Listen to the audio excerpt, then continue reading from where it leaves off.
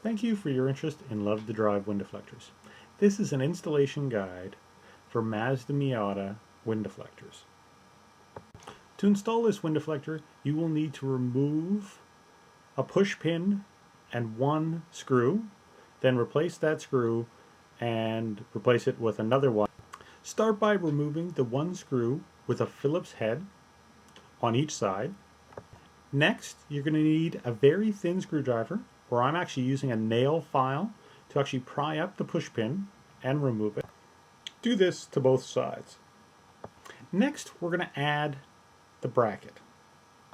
So first, you'll notice that the bracket actually faces backwards and up, and that you're just going to replace the one screw that you removed, the one with the Phillips head screwdriver, on the bottom. So you just tighten that one hand tight, and then next you're going to take the silver screw that we provided and you're just going to screw it into that hole that you took the push pin out of.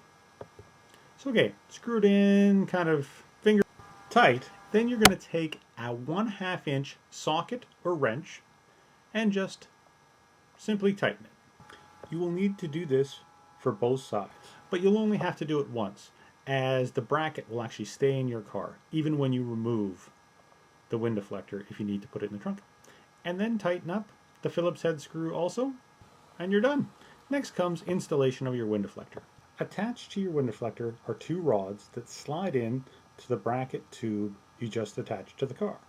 These rods face forward and actually support the wind deflector by sliding the rod into the tube that is away from you and then the tube that is closest to you.